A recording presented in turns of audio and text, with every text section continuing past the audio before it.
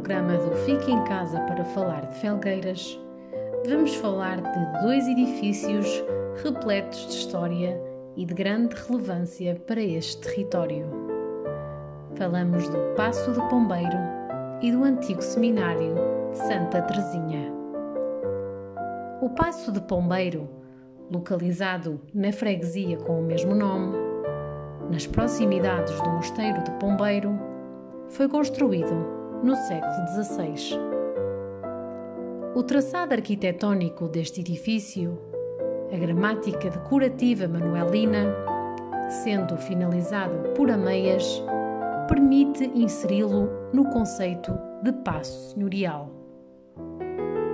A família desta casa tem origens em Dom João de Melo Pereira, descendente do comendatário de Pombeiro, Dom António de Melo. A casa foi, no entanto, sujeita a remodelações ulteriores, designadamente no ano de 1610, à altura em que João de Melo Pereira mandou demolir uma torre pré-existente, cujas linhas foram reproduzidas no corpo do seu alçado, em cuja parede sul foi colocado a pedra de Armas dos Melos. Tipologicamente é uma casa de planta em L de 3 pisos. Este paço senhorial está classificado como monumento de interesse público. Em 2008, o Paço de Pombeiro foi sujeito a uma nova intervenção, dotando-o de algum conforto e direcionando-o para o turismo de habitação. Para além da intervenção no edifício principal, foi construído um novo edifício, com assinatura de autor, com vista sobre as vinhas desta propriedade. Continua a ser atualmente uma unidade de alojamento e de turismo de habitação. O edifício que seguidamente será apresentado é o antigo seminário de Santa Teresinha, conhecido também localmente como Seminário do Burgo. Nasceu na Quinta do Campo do Burgo, em 1928, num antigo mosteiro abandonado, quando a Escola Apostólica dos Padres da Missão para aí transitou. Foram os seus grandes impulsionadores os padres Sebastião Mendes e Francisco de Sousa. Neste edifício destacavam-se as grandes escadarias em madeira e uma imponente capela neo-manuelina. Este seminário funcionou de 1928 até 1967 como seminário maior, onde se aprendia filosofia e teologia até à criação da Faculdade de Teologia da Universidade Católica Portuguesa. Durante anos recebeu estudantes que vieram a tornar-se padres.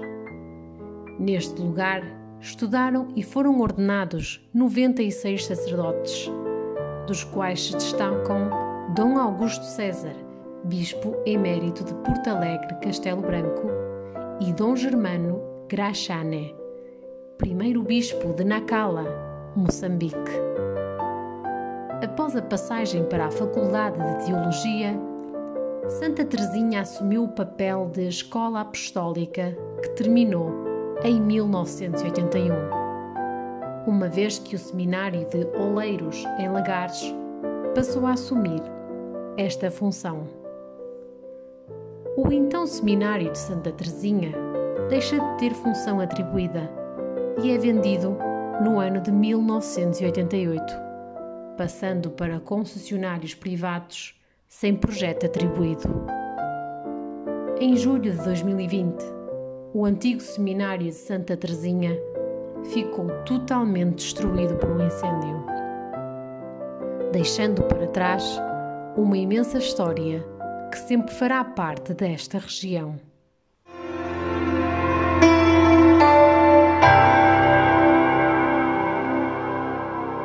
A igreja de São Mamede de Vila Verde é uma igreja românica, mas já de um românico rural, ou então um protogótico, como nós costumamos assim dizer. É uma igreja já muito de finais do século XIII, já muito do século XIV.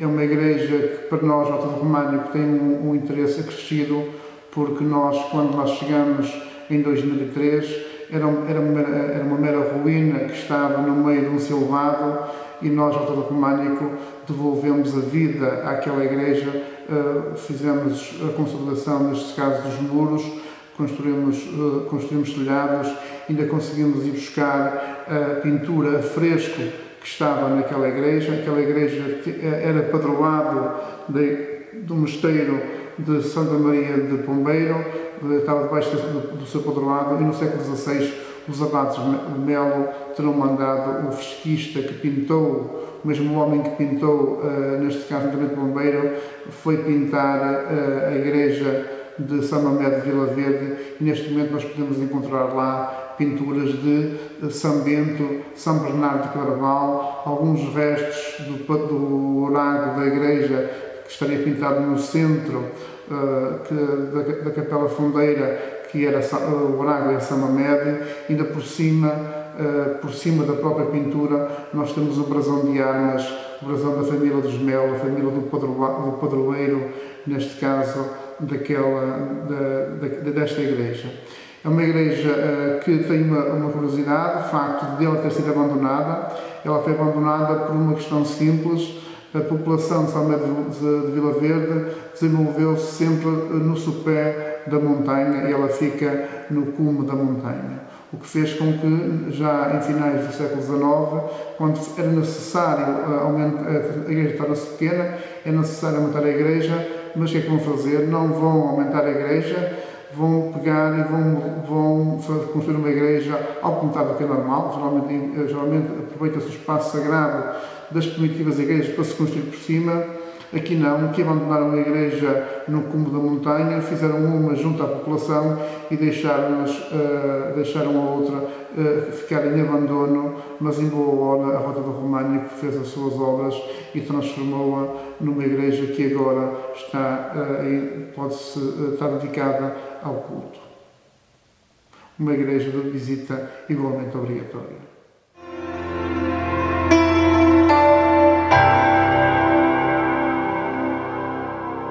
Muito boa tarde a todos. Eu chamo-me Carolina Mendes e coordeno o projeto Stay to Talk, Instituto de Imersão Cultural, um negócio social que trabalha com e para a comunidade. O Fica em Casa para Falar de é um programa que quer mostrar o que de melhor existe na região, e durante este mês fomos falando de Felgueiras. Dizer-vos que este programa nasceu com o intuito de enriquecer os períodos de recolher recomendado a nível nacional. O Stay to Talk, juntamente com a comunidade, fomos construindo conteúdos que lhe mostrassem o que de melhor a nossa região tinha e tem. Até agora falamos sobre 6 concelhos da região do Tâmega e Sousa: Amarante, Penafiel, Baião, Marco de Canaveses, Lousada e Felgueiras. E editamos 88 vídeos com a comunidade em 2 temporadas. A primeira em 2020, diariamente, de abril a julho, e a segunda temporada em 2021, semanalmente, de fevereiro a março. É com alegria, mas com ponderação, que encerramos esta segunda temporada, uma vez que nos são dados sinais que o contexto é mais favorável para que venha visitar-nos. Daí optamos por encerrar esta temporada e fazer-lhe o convite para que nos visite este verão. O nosso convidado especial de hoje conhece muito bem Felgueiras.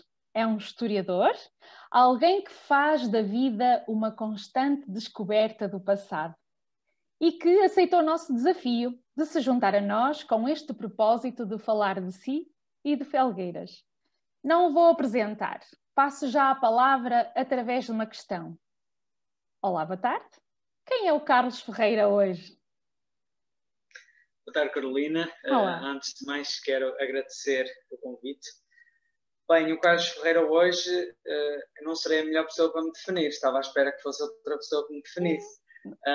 Mas, de facto, o Carlos Ferreira hoje é um jovem com 30 anos, muito novo,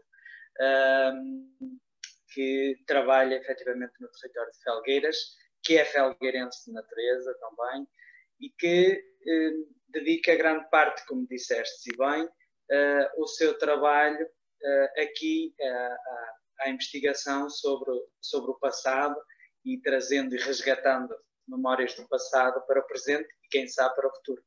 Muito bem, muito bem. E então, como é que estás a viver este contexto pandémico? Graças a Deus mais leve?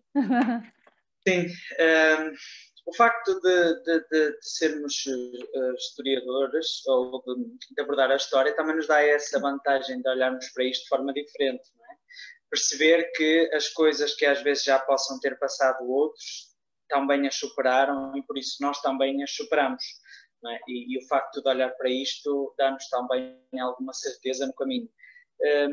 A primeira fase, ou o primeiro confinamento, acho que foi mais fácil do que o segundo, eu acho que pelo menos é um bocadinho geral, sobretudo por causa daquilo que se fala hoje muito, que é a fadiga pandémica, ou seja, aquela continuidade de medidas, aquela continuidade de condicionamentos que nos vão impedindo de ter uma perspectiva diferente. Não é tanto perceber se vamos sair ou não, ok, já percebemos que sim, que vai haver uma luz ao fundo do túnel, mas a questão é quando.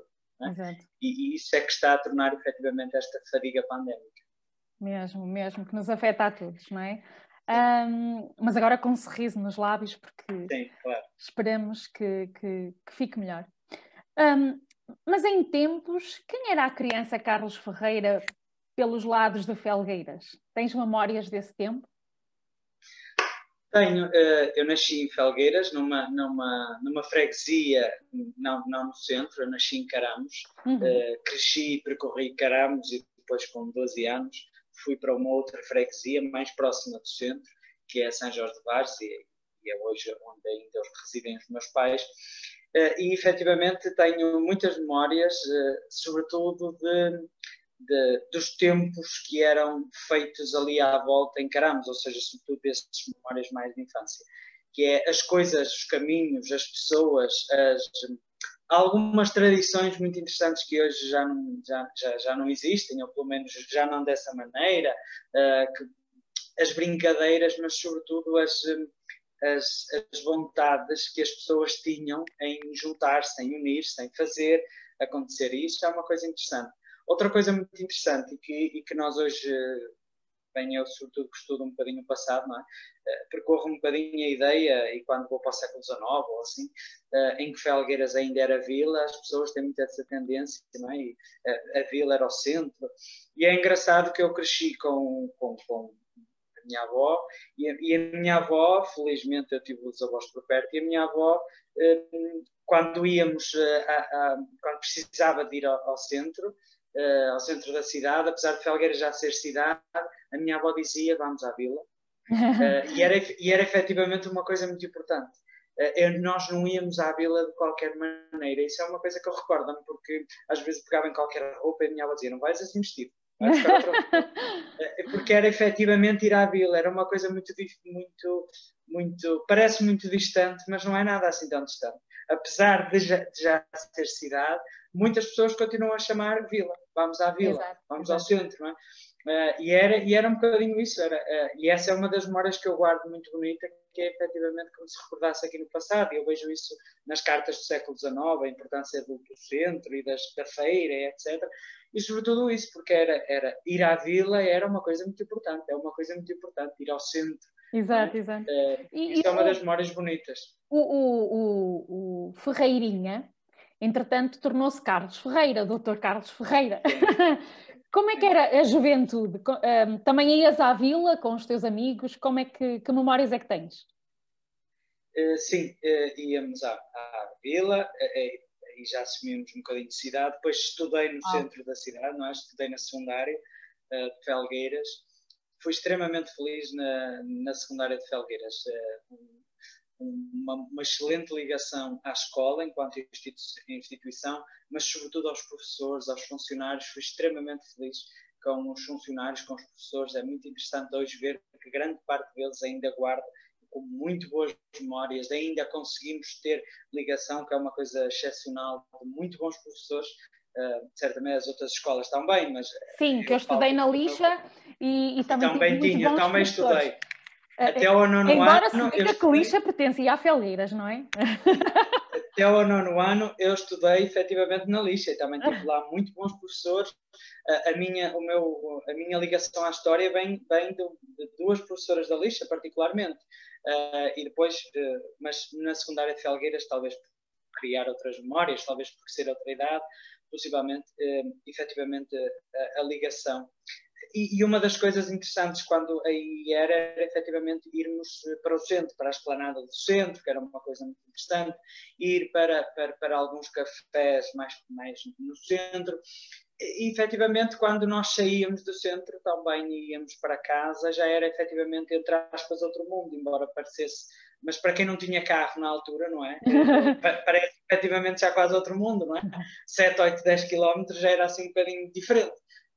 Olha, como é que vivias as festas populares? Eu lembro-me, por exemplo, das festas da Lixa, da Senhora das Vitórias, e eram momentos espetaculares para um jovem da comunidade. Como é que vivias esses tempos? Olha, as célebres e grandiosas festas das Vitórias é efetivamente uma tradição extraordinária. A fim de agosto, início de setembro, às vezes encontrávamos só ali depois de um tempo grande de férias da escola, não é? E depois regressávamos, encontrávamos ali efetivamente nas grandiosas festas das Vitórias. Era uma tradição muito interessante, era essa. Outra tradição engraçada que os meus colegas tínhamos era o maio. Por isso, apesar de a escola secundária de Felgueiras era muito próxima de onde se realizava a Feira de Maio e por isso nós aproveitávamos, não quero dizer faltar às aulas, mas ausentávamos das aulas de forma a que pudéssemos ir até à Feira de Maio. Então era uma coisa muito interessante, apesar de que chegávamos lá e pela manhã normalmente estava tudo fechado, quer dizer, os divertimentos estavam fechados, não é? Claro. Mas nós aproveitávamos para estar por lá e da tarde e à noite e pronto. Isso era muito interessante, era engraçado que com o pouco dinheiro que nós tínhamos, não é? Porque tínhamos 14, 16 anos, efetivamente nós fazíamos grandes festas. Se fosse com muito ou com pouco, fazíamos grandes festas. E nas festas populares mais ainda, não é? Então, os carrinhos de choque com a música, não é? Completamente. Olha, e estávamos a falar aqui da festa e já estamos aqui a tresvalar, mas não importa. Falávamos das festas das Vitórias, mas, por exemplo, recordo-me agora nas pesquisas que temos feito por Felgueiras que há a festa das flores. A festa das flores é assim antiga ou se calhar, por exemplo, eu vivia ali no Alta Lixa, portanto ali perto, não me recordo de ouvir falar. Eu ouço mais falar agora a minha mãe sobre a festa das flores do que propriamente quando eu era mais jovem. Como é que é isso, a festa das flores? O cortejo das flores, seja essa que estás a falar, o cortejo das flores digamos que eu entendo que seja um dos ex-libris das festas do Conselho, que é o São Pedro. Efetivamente, o cortejo das flores surgiu no final do século XIX. Já existia no final do século XIX. E houve um período em que não existiu, pelo menos com a mesma força que conhecemos hoje, foi tendo períodos, no fundo. E por isso, talvez, haja ali algumas gerações que não tenham tanto esta ligação ao cortejo das flores. No entanto, de há 30, 40 anos para cá, o cortejo das flores, há mais anos até, mas o cortejo das flores não deixou, digamos que, não caiu completamente no esquecimento durante 40, 50 anos. Isso não foi verdade. Ou seja, o que aconteceu foi que se foi revitalizando também à medida que cada geração ia fazendo a festa. E a própria festa também foi tomando algumas proporções diferentes que era no início do século XIX. No final do século XIX, perdão. Porque no final do século XIX a intenção não era propriamente uma coisa organizada como temos hoje, não era esse o objetivo. Há primeiramente uma ligação às pessoas, às meninas que iam arranjar ou levar as flores para que fossem arranjadas para a chamada festa grande, que era a festa de São Pedro, ou a festa em honra do Imaculado Coração de Maria, que é uma outra coisa que às vezes as pessoas desconhecem. e que depois, entretanto, introduz-se as bandas de música, depois introduz-se os ranchos etnográficos, aí ganham uma força muito maior, e depois introduzem-se também os homens no próprio cortejo, porque era uma coisa que no início não acontecia, eram só as raparigas que iam ao cortejo das flores, e foi ganhando alguma força. E por isso, hoje podemos dizer com alguma certeza que o Cortejo das Flores tem mais de 120 anos. É já uma tradição com mais de 120 anos no cortejo no Concelho de Felgueiras. Muito bem, muito bem. Bem, como investigador que és e historiador, focaste o teu estudo numa época e numa personagem felgueirense. Estamos a falar de António José da Fonseca Moreira. Por que esta personagem e não outra? Quem foi António José da Fonseca Moreira? Olha, Carolina, eu tenho um percurso muito engraçado desde que comecei a estudar História, porque todos os meus trabalhos de curso, todos os meus trabalhos de qualquer cadeira que fosse, eu fazia sempre questão que fossem sobre Felgueiras, para conhecer mais, para perceber mais, e por isso são vários. No meu mestrado, efetivamente, trabalhei os brasileiros de torna-viagem, particularmente este brasileiro de torna-viagem, o António José da Fonseca Moreira. Porque nós hoje falamos muito de nomes, de patrimónios, de ruas, mas desconhecemos a memória, desconhecemos quem foram. E estas pessoas têm um nome, têm uma ligação, têm uma identidade, têm uma vida que muitas vezes não existe. E eu estranhava sempre que uma figura como este senhor, António José da Fonseca Moreira, que tivesse muito pouco escrito sobre ele. Havia efetivamente muito pouco escrito sobre ele. E os registros que até havia, e ainda hoje há, infelizmente são dúbios em muitas coisas, não são corretos. Hoje que eu já fiz uma investigação mais acertada, não são corretos.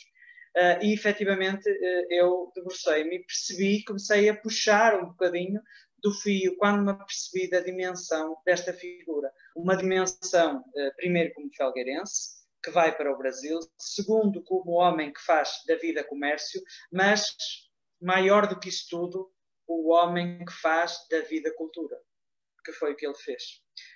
Em troca, grande parte dos tornaviários do século XIX, aqueles que iam para o Brasil e depois regressavam com alguma fortuna, normalmente construíam grandes casas apalaçadas, normalmente doavam grande parte dos seus bens para as misericórdias, para os hospitais, para as escolas, mas não há muito, ou seja, tinham sempre uma ligação social. Mas a ligação à cultura é uma coisa que muitas vezes não existia nestes torna-viagem. E a verdade é que este é muito diferenciador por esse aspecto, porque ele próprio decidiu-se a construir um teatro. E estamos a falar um teatro em 1921, por isso faz este ano 100 anos. Este teatro nasce num território que não tinha um polo cultural, não tinha ainda uma grande casa de espetáculos. E uma das coisas que me fez sempre perguntar foi que públicos é que iam a esta casa? Precisamente. Não é? Como é que aquele homem decide construir um teatro num sítio, não estamos a falar num centro que não havia hábitos de cultura, não é? Exatamente, em que existia essa sensibilidade para a cultura, particularmente para o teatro. Estamos a falar de um homem que foi dramaturgo, escreveu mais de 30 peças, que foram depois editadas ao longo da sua vida. Estamos a falar de um homem que as suas peças foram depois encenadas em grandes cidades do Brasil, mas também em Portugal. E estamos a falar de um homem que, como eu costumo dizer, um torna-viagem que só regressou por imposição, porque o António José da Fonseca Moreira não quis regressar antes de falecer. Por isso ele faleceu no Brasil e depois aí sim pediu que viesse sepultado para Felgueiras e isso assim aconteceu. Ele faleceu em julho e chegou a Felgueiras só em outubro. E a verdade é que é uma figura tão grande, é uma figura que vai para além daquilo que nós conhecemos como sendo um imigrante tradicional, mais ainda estes torna-viagem, e que efetivamente é um homem que, acima de tudo, promoveu uma coisa que é extremamente interessante, que é a cultura. Estamos a falar dos inícios do século XX. A cultura em Felgueiras. Exatamente. Muito bem. Porque, para além desta personalidade que instigou a cultura em Felgueiras, poderias destacar outras personalidades que trouxeram essa riqueza ou noutras áreas? Olha, Felgueiras está, e talvez às vezes seja um bocadinho desconhecida do grande público, mas a verdade é que Felgueiras está imensamente ligada aos brasileiros. O século XIX teve uma vaga migratória imensa de Felgueiras. E a ele eu costumo dizer até que os ventos do Brasil são o progresso de Felgueiras. Por isso esta ligação entre um sítio e o outro fez com que houvesse mais progresso em Felgueiras. Nós podemos falar em pessoas que não trouxeram cultura, não é o caso de António José da Fonseca Moreira, mas podemos falar de homens que trouxeram, por exemplo, uma outra coisa que foi o progresso, por exemplo, a nível assistencial. Estamos a falar, por exemplo, de Agostinho Ribeiro, que foi um homem que construiu o Hospital Agostinho Ribeiro, e esse mesmo hospital que depois decidiu doá-lo à Santa Casa da Misericórdia de Felgueiras. Ele, para além de ter construído todo o hospital, ele decidiu dotá-lo do melhor que existia em Portugal. Ou seja, de todas as coisas que pudessem existir, das mesas de operações, de todos os avanços que já existiam a nível nacional e internacional, de todos estes na área médica, e ele decidiu, efetivamente, dotar este hospital dessa forma. E é engraçado que o dia 13 de outubro de 1912, o dia em que se faz a abertura solene do hospital e a oferta à Santa Casa da Misericórdia de Felgueiras, acaba por ser durante muitos anos, e daí também a importância, acaba por ser durante muitos anos o feriado municipal. Pois. E que depois deixou de ser o feriado municipal, passou a ser o São Pedro, mas que durante muitos anos foi o feriado municipal. Devido a tais efeitos, não é? Tais feitos que ele fez. Exatamente. Um outro homem que possamos falar foi um homem que também que viveu em Jogueiros, e que de Jogueiros é uma freguesia aqui de Conselho, e que foi também para o Brasil, e que teve imensos trabalhos no Brasil, particularmente um homem esse também dedicado à cultura, uma vez que dedicou-se e foi bibliotecário durante anos no Real Gabinete Português de Leitura do Rio de Janeiro, por exemplo. Foi um homem que escreveu também, era escritor também. Conhecemos algumas obras dele, também escreveu peças de teatro, mas a verdade é que estes homens faziam muita força, sobretudo para quê? Para a promoção, por exemplo, dos jornais locais. Eles faziam a assinatura, o próprio António José da Fonseca Moreira e outros, tinham assinantes em todo o Brasil do jornal local, o que dava uma dimensão muito interessante ao jornal local, porque expandiam-no, mas ao mesmo tempo também promoviam que as notícias da sua terra chegassem a todos os felgueirenses que existissem do lado de lá. Temos muitos felgueirenses ainda por estudar, como qualquer sítio, é impossível estudá-los todos, porque são muitos. Acabaste por não dizer o segundo nome. O Joaquim Valentim Pereira Guimarães. Exato. É uma outra figura também que recebeu até uma comenda e entre outras coisas, mas recebeu uma comenda. Há também uma outra personalidade, embora esta seja um bocadinho recuada, um bocadinho mais para trás, Custódio Pereira de Carvalho, que é também um homem que emigrou para o Brasil, primeiramente para o Brasil, mas que depois parte para Londres. E este Custódio Pereira de Carvalho teve uma vida cheia em Londres, era um homem muito convicto dos ideais liberais. E foi ele o promotor das primeiras escolas gratuitas do Conselho de Felgueiras e também de Lousada. E ele foi efetivamente um homem que tinha no liberalismo uma forma de vida. Ele acolheu inclusive o Almeida Garrett em casa dele, em Londres, uma vez que ele teve que alguns deles tiveram que exilar-se, como foi o caso de Almeida Garrett, pelos ideais liberais, e efetivamente ele acolheu alguns.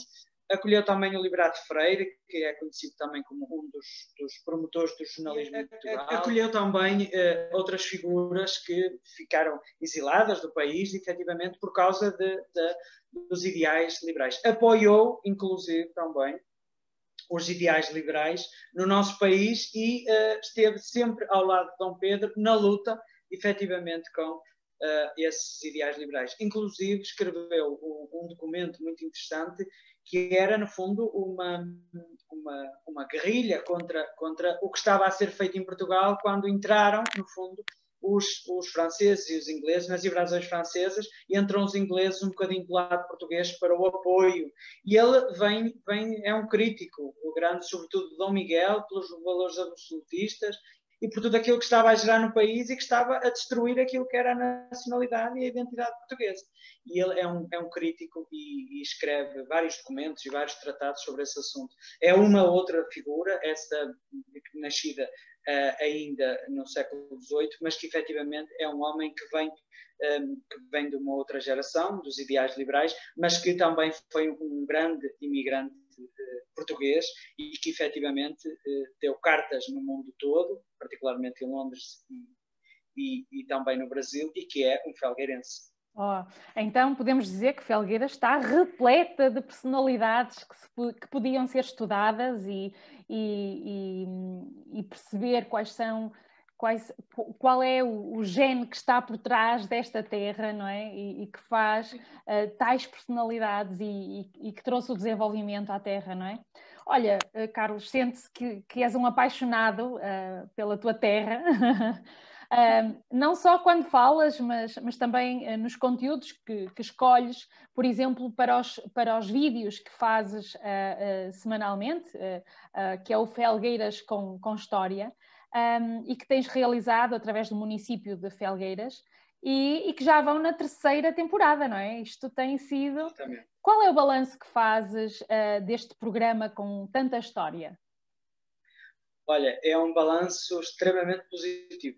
Em primeiro lugar, pelo feedback que temos recebido, mas particularmente o primeiro balanço que eu faço é extremamente positivo para mim mesmo, pelo conhecimento que eu vou retirando, que é efetivamente de uma enorme, de uma vontade imensa de descobrir mais coisas, mas sobretudo daquilo que se vai recolhendo. E particularmente há aqui coisas muito interessantes. Uma delas é um dos grandes objetivos do Felgueiras com História, do projeto, é a sensibilização cultural. Porquê? Porque nós entendemos que a memória é efetivamente aquilo que liga as pessoas. Quando nós deixamos de ter memória, então as pessoas corta, há ali qualquer coisa que corta, as pontes caem efetivamente. E por isso a importância da memória é transversal na identidade de uma terra. E por isso a procura e a sensibilização cultural, mostrar também, levar a que os felgueirenses possam redescobrir o seu passado, às vezes passados mais esquecidos, outros não tão lembrados, mas que efetivamente às vezes nós passamos pelas coisas e nem nos apercebemos que as coisas hoje são assim, dessa forma, porque já antes o eram. Nós às vezes não temos essa noção. E um dos objetivos também de Felgueiras com História era um bocadinho chegar às pessoas. E a forma de chegar às pessoas, às vezes as pessoas não têm tanto ideia. Às vezes nós temos tendência a achar que o que nós temos não tem grande valor e que ninguém quer ver aquilo. Da casa não fazem milagres. E às vezes temos coisas riquíssimas dentro de portas que nem sequer nos apercebemos. Às vezes temos coisas importantíssimas para a memória de todos, que são obviamente privadas, mas que são da memória de todos e que efetivamente são coisas valiosíssimas. Uma das coisas que, por exemplo, o Felgueiras com História tem vindo a dar alguns frutos, mas a verdade é que muitos deles têm sido essa descoberta do que está às vezes para dentro de portas que ninguém sabe. Eu posso dar-te um exemplo. Por exemplo, há um jornal, que era o jornal A Folha de Felgueiras, um jornal que não existia na Biblioteca Municipal, não existia na Biblioteca Municipal do Porto e não existia na Biblioteca Nacional. O que é que acontece? Esse jornal estava apenas descrito na Torre do Tombo como tendo 2 únicos números, nada mais. E a determinada altura, no Felgueiras com História, fomos fazer as gravações numa casa particular e o proprietário diz-nos que haviam determinadas coisas interessantes que podíamos ver e quando eu dou por mim, eu estava a ver o jornal com os números todos, desde 1890 que máximo! a 1900. São 7 anos de Felgueiras, da história toda de Felgueiras e não só, que efetivamente não tínhamos acesso, não existia, não sabíamos, não havia nenhum exemplar, pelo menos. Foi feito um protocolo, foi digitalizado todo o jornal e hoje o jornal está na Biblioteca Municipal de Felgueiras para ser consultado por todos e que nos próximos 500 anos possa ser visto por todos. Excelente. Para que não se perca este ato. Isso é um dos exemplos, porque há muitos, felizmente. Então podemos dizer que este programa Felgueiras com História vai muito mais além do que os vídeos em si. É todo um trabalho de fundo que permite a recolha e o registro desse património que por vezes está perdido, não é? Completamente. Primeiramente, nenhum dos vídeos sai sem investigação. Ou seja, há feito um guião e uma investigação séria. Pelo menos dentro daquilo que nós conseguimos recolher, obviamente, não é?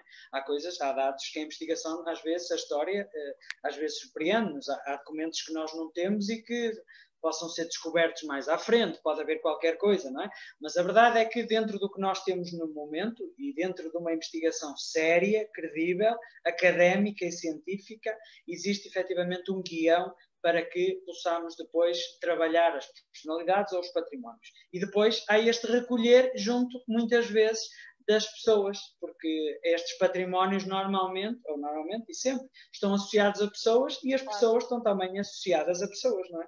E por isso tentamos sempre junto de familiares, junto de descendentes, junto de alguém que possa ter ainda alguma memória, ir buscar aquilo que efetivamente muitas vezes está guardado lá em casa no baú e nem nos apercebemos de que temos aquilo, não é? E nós podemos também olhar para este programa Felgueiras com História com não só na perspectiva do antes, preparação para, mas o impacto que estes programas podem fazer, que é identificar temáticas ou personalidades ou assuntos que ao chegar ao público possam despertar mas eu tenho informação sobre isto, deixa-me lá procurar o município no sentido de também participar nesse registro e nessa recolha. Aliás, fica já o apelo à comunidade felgueirense para contribuir contigo nessa recolha, nesse registro coletivo, porque é para o bem de todos, não é? Se eu posso deixar algum pedido, é exatamente que me batam à porta, que venham ter comigo, que me mostrem, porque às vezes as pessoas têm um bocadinho essa ideia que ao mostrar é para ele, é para o interesse dele. Não é, não é. Eu não quero, eu felizmente tenho uma grandiosa biblioteca.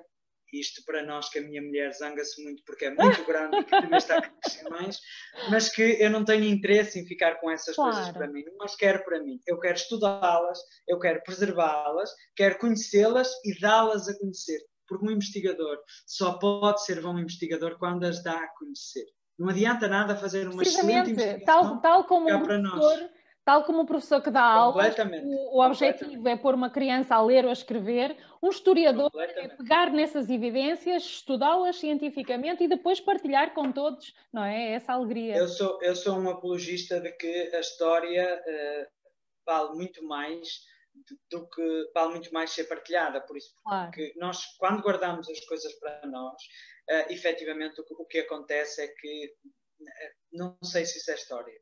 Claro. Não sei se isso vai fazer história, porque o que interessa efetivamente é passar para os outros. É que os outros reconheçam, que os outros conheçam, que os outros saibam do que é que nós estamos a falar. Até porque é quando nós falamos, digamos que em praça pública, entre aspas, é nessa altura que os outros também vão dizer que efetivamente também têm memórias ou não têm memórias, ou conheciam ou não conheciam, ou até têm alguma coisa.